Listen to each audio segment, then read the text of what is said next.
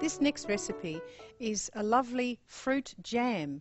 It can be used in cooking as well. Now we know that jams are very popular. We also know that jams contain a lot of added sugar.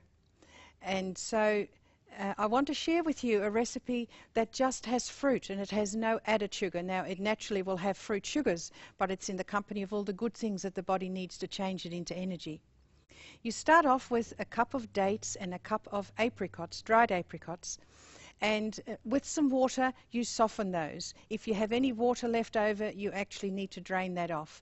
Now I've already taken that step, and so here in this bowl I have apricots and dates that have been softened with some hot water. I've actually put them on the stove and just simmered them for a little while, just so that they're nice and soft. And we're going to put that into the food processor. Now if you don't have a food processor, you can use one of those electric stick mixers, or if you do not have that either, you can use a fork and just mash it all together. Use crushed pineapple, because we're going to add pineapple to it. In this case I've got pineapple pieces because the machine is going to crush it anyway. But you can actually do it by hand and have a real chunky spread if that's what you'd like. But I'm going to use the machine and make a smooth spread. And so we'll put that into the food processor. That's the dates and the apricots that we've softened. And we'll add the pineapple. I do add a little pineapple juice as well. We don't need a lot, but we'll put the pineapple in. And the actual quantities will be easy to remember because it's just a cup of each. It's a cup of pineapple, a cup of dates, and a cup of apricots. But the dates and apricots, of course, need to be softened. And just a little of the pineapple juice. And we just let that process. It takes about 30 seconds and it's all done.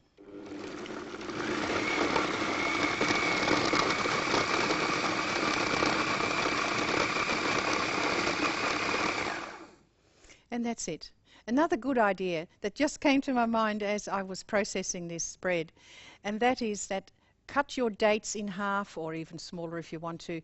Not necessary to cut them smaller, but certain dates still have pips in them, the pits in them, or the stones, whatever you call them, and not so nice when you get it in here and the date still has a stone in there. So by cutting them in half, you will be able to see the stones. When I was preparing this for you today, I actually had 2 dates that had stones in them, and so that's one way of making sure you don't finish up with a broken blade or all little bits of date stone through your spread. So we'll put it into this bowl so that you can see it.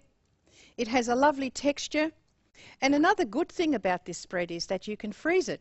And so if you are by yourself or you don't use jam to in any quantity, you can freeze what you are not going to use.